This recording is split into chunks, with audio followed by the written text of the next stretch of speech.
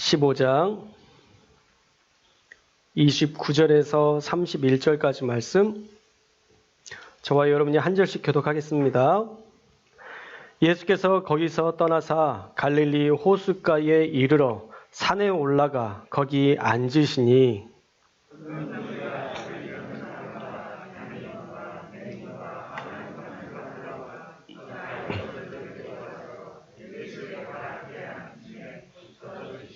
함께 읽겠습니다.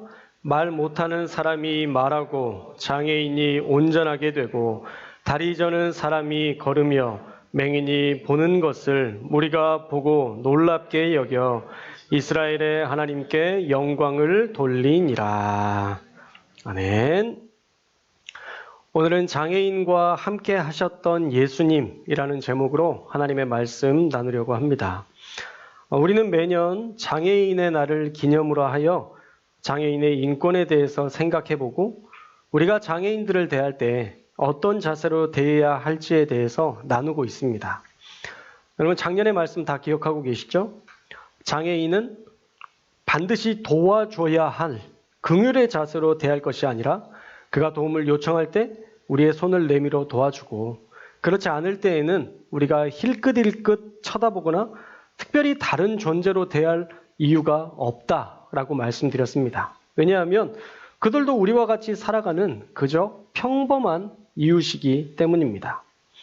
특별히 도와줘야 한다는 시선 역시도 그들이 느끼기에는 차별이라 느낄 수도 있고 그것이 불편할 수도 있습니다. 세상을 보면요, 다양한 장애를 가진 분들이 있고 또 그런 장애를 가진 자녀들을 둔 부모들도 있습니다. 간혹 우리 주변에도 발달장애를 가진 아이와 부모를 볼 때가 있습니다. 아이가 의미 없이 소리를 지르기도 하고 뭔가 어려움이 있어 보일 때 우리가 그곳을 쳐다보지 않고 아무 일 없는 것처럼만 대해줘도 장애인을 둔 부모의 마음은 한결 가벼울 것입니다. 그런데 계속 쳐다보거나 아이를 단속하라고 나무라거나 내가 듣기 싫다고 싫은 소리나 또 싫은 표정을 짓는다면 그 부모의 마음에 날카로운 비수를 꽂는 것일 뿐만 아니라 그들은 그 한 번의 환경 한 번의 상황 때문에 이 세상에 나올 용기마저 잃게 될 수도 있습니다. 그래서 우리 교회는요, 그런 상처를 주는 일을 방지하고자 4월 20일 장애인의 날을 기념하여 아주 작은 실천, 어떤 일을 할 수 있을까를 나누고 우리의 인식을 바꾸는 그런 말씀을 듣는 장애인 주일 예배를 드리고 있습니다. 최근에 장애인들이 지하철에서 이동권 보장을 요구하면서 농성하는 것을 보고 한 당의 대표가 미개한 수준의 농성이다라고 폄하했습니다. 사실 이런 인식과 이런 발언 자체가 그가 오히려 미개한 인격을 갖추고 있다는 반증이기도 합니다. 죄송하지만 시설이 갖춰져 있지 않아서 장애인들이 죽음으로 내몰리고 있는 그 죽음의 장소, 지하철에서 농성하는 것은 그들에게 너무 당연한 일입니다. 올해 4월 7일에 지하철을 타기 위해 휠체어를 타고 일반 에스컬레이터를 타고 이용하다가 뒤로 넘어져서 장애인 한 분이 숨진 사건이 또 발생했습니다. 장애인의 이동권 보장은 생명이 달린 문제입니다. 그들에게는 이렇게 생명이 걸린 일인데 아무도 그것에 대해서 이야기하지 않고 국회의원들이 받아들이지도 않고 나 몰라라 하고 있으니 그들이 그 자리에서 농성을 할 수밖에 없는 것이죠. 사실 지하철에서 농성을 하는 것과 광화문이나 어떤 특정한 지역에 트럭과 농기계 또는 그들을 상징할 수 있는 어떤 것을 가지고 와서 농성을 하는 것, 지하철 점거나 도로 점거나 무슨 차이가 있습니까?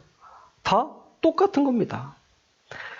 이것을 불법이라고 할 수 없는 것은 집회의 자유는 대한민국의 헌법에 기록되어 있기 때문에 불법이라 할 수 없는 것이죠. 물론 남들을 불편하게 해서 우리의 권리를 취하겠다는 그런 관점에서 보면 이기적인 모습으로 보일 수도 있지만 우리가 조금만 시각을 달리해서 보면 그렇게라도 하지 않으면 듣는 척도 하지 않는 세상에 관심을 달라는 의도가 그 안에 분명히 담겨 있습니다. 그렇게라도 하지 않으면 아무도 관심을 가져주지 않으니까 휠체어로 가기 힘든 그 지하철까지 가서 그 힘든 몸으로 장애인들이 농성을 하는 것입니다. 그런데 미개한 농성이라뇨. 그런 편협한 시각, 그런 말들 조심해야 됩니다. 우리가 그 농성의 현장에 함께 해주지는 못할 망정 그들을 폄하해서는 안 되는 것이죠. 왜냐하면 그들도 역시 하나님께서 늘 관심을 갖고 사랑하고 사랑받는 하나님의 사람들이기 때문입니다. 그러던 중에 장애인 고용봉사회에서 비누를 만들고 파는데 코로나 시국이라 기관이 너무 어렵다고 제게 선교비를 요청하는 전화를 한 간사님이 해 주셨습니다. 사실 요청이라기보다는 간청이라는 생각이 들었어요. 도저히 그 목소리를 외면할 수 없었습니다. 그래서 이번 주에 두구자 24만 원을 입금해 드렸고 뒤에 비누를 한번 가져올까 했는데 굳이 그렇게 큰 의미가 없는 것 같아서 비누는 가져오지 않았습니다. 어떻든 우리가 그렇게 비누라도 받을 수 있고 또 섬길 수 있는 그런 자리를 마련할 수 있다는 게 참 감사했어요. 이 모든 것이요, 여러분들이 하나님 앞에 드린 부활절 헌금으로 이루어지고 있는 것입니다. 여러분들이 하나님 앞에 드린 부활절 헌금은요, 이렇게 세상을 섬기는 일, 특별히 선교라는 관점에서 우리가 도와야 될 그런 사역 현장에 도움을 드리고 있습니다. 광고 시간에도 말씀드렸던 것처럼 금요일에는 하답교회 장윤규 목사님을 초청하여 말씀을 듣습니다. 어려운 개척교회의 현실에서 벗어나 우리 교회에서 말씀을 전해주시면서 조금이라도 다시 용기와 힘을 낼 수 있도록 돕고 싶은 마음에 초청했습니다. 오늘 꼭 많이 참석해 주시고요. 혹시 식사 대접으로 섬기실 분이 계시면 제게 말씀해 주시면 감사하겠습니다. 여러분이 정성스럽게 헌금해 주신 것으로 세상을 섬기고 또 개척교회 목회자를 섬길 수 있음에 진심으로 감사드립니다. 그런데 한 가지만 여러분들에게 더 부탁드리면요. 이 절기 헌금은 우리 4번의 절기가 있잖아요. 조금만 더 의미 있게 여러분들이 그 안에 의미를 담아서 헌금을 해주시면 더 좋겠다라는 생각을 해보게 됐습니다. 어떤 의미를 부여해서 헌금을 하시면 좋을 것 같은데 3일 만에 부활하신 예수님을 기념하여서 3만 원을 드릴 수도 있고요. 고난주간과 또 부활절까지 함께 합해서 기념하여 또 7만 원을 하나님 앞에 드릴 수도 있고 이 추수감사절 때에는 어떤 교회에는 365일을 하나님 앞에 감사한다 그래서 36,500원, 36만 5천 원, 365만 원 이렇게 드리는 경우들도 있습니다. 그렇게 하라는 건 아니고요. 있다는 거예요. 여러분이 감사의 의미를 부여해서 여러분이 부활절 헌금을 드리시면 우리가 그냥 이렇게 해서 드리는 것보다는 훨씬 의미가 있고 또 더 귀하게 의미 있게 쓰이게 될 것이라고 생각이 돼서 여러분들에게 어떤 것을 선택해도 상관없습니다. 저는 여러분들이 그렇게 해서 의미를 부여해서 헌금을 하면 좋겠다라는 생각이 들어요. 절대 부담은 갖지 마시고요. 얼마가 됐든지 여러분들이 의미를 부여해서 그게 하나님 앞에 드려진 예물이 된다면 그게 가장 귀한 예물이 될 수 있을 것 같아서 여러분들에게 부탁을 드리는 것입니다. 하나님의 축복을 누릴 수 있는데도 불구하고 또 내가 할 수 있음에도 불구하고 하지 않아서 그 축복들을 우리가 누리지 못한다면 그것은 가르치지 않은 저의 잘못이기 때문에 저는 여러분에게 알려드릴 사명, 그 사명만으로 지금 여러분들에게 요청하는 것입니다. 제가 여러분들 각자 얼마 헌금을 했는지 막 체크하고 했는지 안 한 사람들 제가 전화해서 왜 안 했냐고 따지지 않았잖아요. 주중에 그런 전화 받으신 분들 있으세요? 없으시죠? 누가 했고 안 했고 얼마를 했고 그것은 제가 주의 깊게 보지도 않습니다. 그런데 하나님 앞에서 여러분들이 그런 의미가 담겨있는 헌금을 드리면 더 좋겠다라는 생각이 들어서 여러분들에게 나누는 것입니다. 절대 부담은 갖지 마시되 부활절 헌금은 우리가 의미 있게 의미 있게 쓰이는 일이니까 여러분들이 그렇게 의미 있게 들으시면 더 좋겠다라는 생각이 들어요. 자, 오늘 말씀에 보면요. 예수님께서 장애인들을 어떻게 대하셨는지가 분명히 나와 있고요. 또 장애인들 역시도 어떻게 하나님께 영광 돌렸는지가 기록되어 있습니다. 예수님께서 갈릴리 호숫가 근처 산으로 올라가셨는데 큰 무리와 장애인들이 예수님을 따랐다라고 말씀하고 있어요. 우리 30절 말씀을 함께 읽겠습니다. 30절 말씀 시작.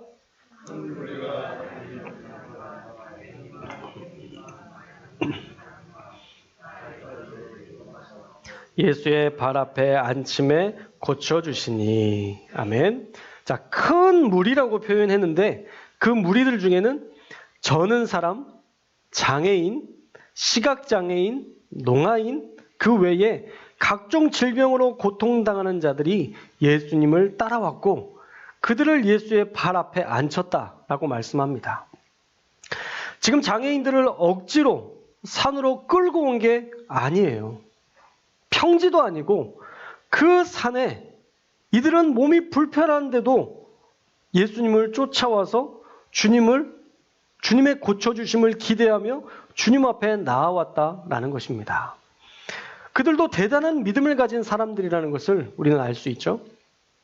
예수님은요, 그냥 그들이 연약해서 그들이 아프기 때문에 그래서 고쳐주신 게 아니라 불쌍해서 긍휼히 여겨서 그냥 고쳐주신 게 아니라 그들이 예수님을 따르며 사랑하는 그 진실한 믿음을 보시고 그들을 고쳐주셨다라는 것입니다. 예수님도 그들을 차별 없이 사랑으로 대하셨던 거예요. 우리 예수님의 주변을 보면 어떤 사람들이 있었나요? 예수님의 주변에는요, 늘 병든 자, 죄로 고통받는 자, 아픈 자, 소외된 자, 귀신 들린 자, 고아와 과부, 어린이, 문둥병이라고 불렸던 한센병 환자까지 다양한 부류의 사람들이 늘 예수님을 찾아왔고 예수님 역시도 그들을 절대 외면하지 않으셨습니다. 그렇다면 우리 역시도 예수님께서 외면하시지 않았던 그들을 외면해서는 안 된다는 것이죠. 우리도 마땅히 그들을 존중하고 귀히 여기며 소중히 대할 수 있어야 됩니다. 왜냐하면 그들 역시도 하나님께 영광 돌리는 귀한 하나님의 사람들이기 때문입니다.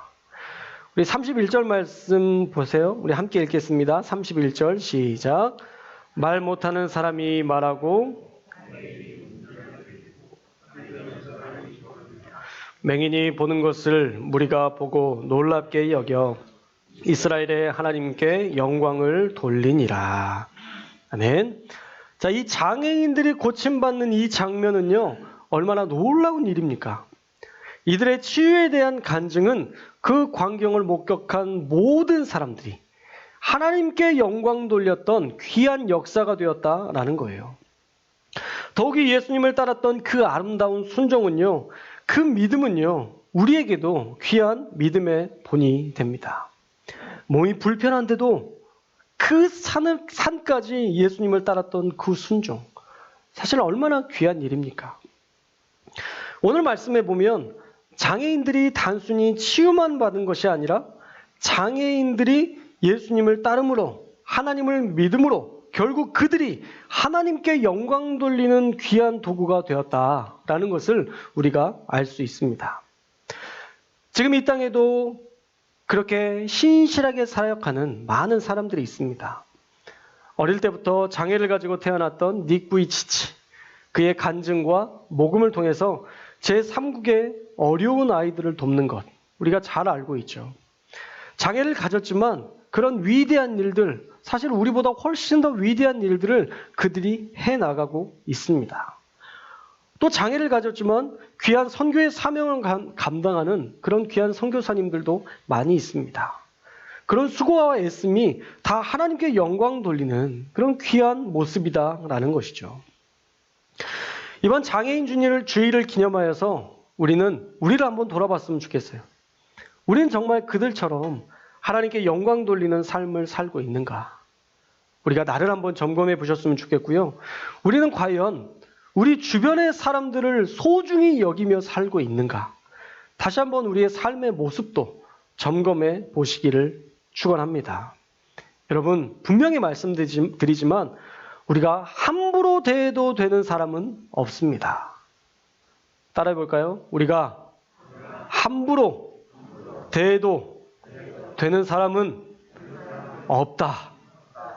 그 누구도 우리가 마음대로 대하고 함부로 대할 수 있는 사람은 없어요. 나보다 높은 사람도 없고요. 나보다 낮은 사람도 없습니다. 하나님 앞에서 우리는 모두 존중받아야 할 존재이고 사랑받아야 할 존재입니다.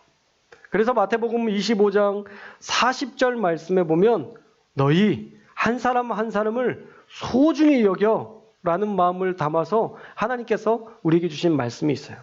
마태복음 25장 40절 말씀 함께 읽겠습니다. 시작. 임금이 대답하여 이르시되 내가 진실로 너희에게 이르노니 너희가 여기 내 형제 중에 지극히 작은 자 하나에게 한 것이 곧 내게 한 것이니라 하시고. 아멘. 지극히 작은 자에게 한 것을 하나님은 나한테 한 것으로 여기시겠다라는 거예요. 이런 거예요.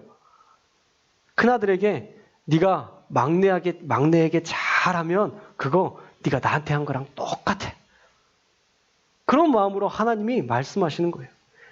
지극히 작은 자, 어쩌면 아무것도 아닌 것처럼 여겨지는 그런 사람이라 할지라도 하나님이 귀히 여기시고 그가 만약 그 연약한 자를 돌본다면 그건 곧 나를 돌보는 것이다. 하나님이 그렇게 말씀하시는 거예요.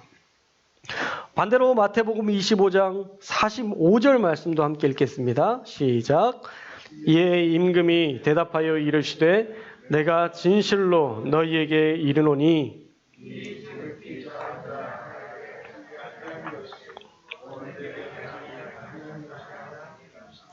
아멘. 지극히 작은 자를 위해서 하지 않는 것, 그것은 곧 나를 섬기지 않은 것이다. 하나님을 섬기지 않은 것이다 라고 아주 단호한 말씀을 주고 계십니다. 그래서 43절 말씀에 보면요. 나그네 되었을 때에 영접하지 아니하였고 헐벗었을 때에 옷 입히지 아니하였고 병들었을 때와 옥에 갇혔을 때에 돌보지 아니하였느니라 라고 얘기하고 있어요. 약한 자가, 힘이 없는 자가, 무능력한 자가 그렇게 아무것도 할 수 없는 그런 상태일 때 네가 아무 일도 하지 않아서 너는 나에게 아무것도 하지 않은 존재가 되었다라고 말씀하시는 거예요.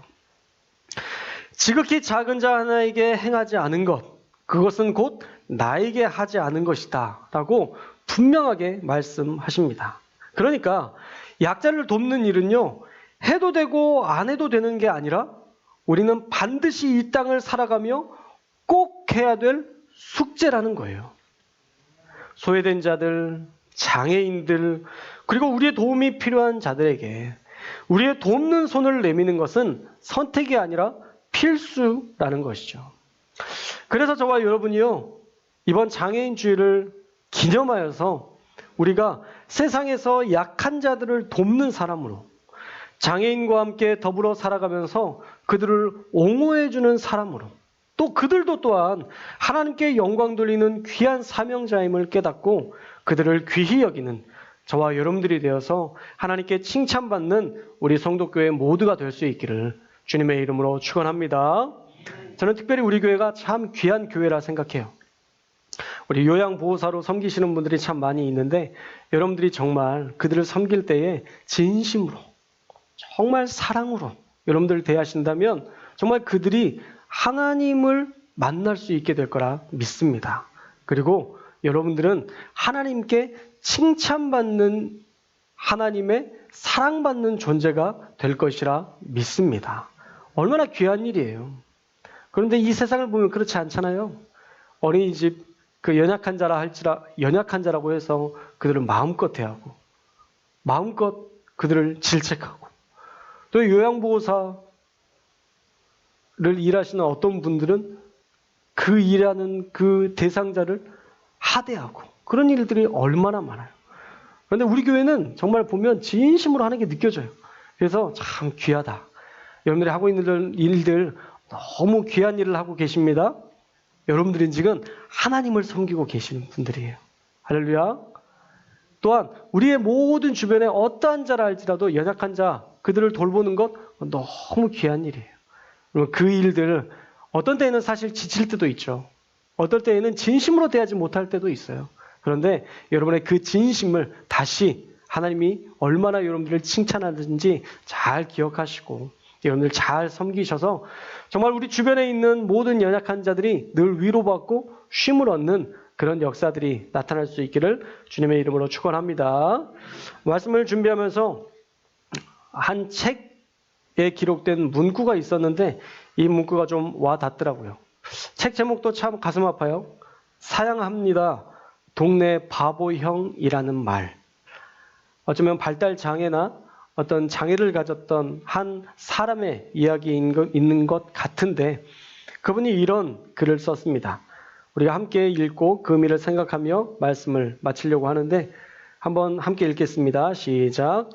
장애인은 삶의 한순간에 스쳐가는 불쌍한 타인이 아니라 언제든 내가 내 가족이 당할 수 있는 일을 먼저 겪고 있는 이웃이다. 우리가 그런 마음으로 대할 수 있었으면 좋겠습니다.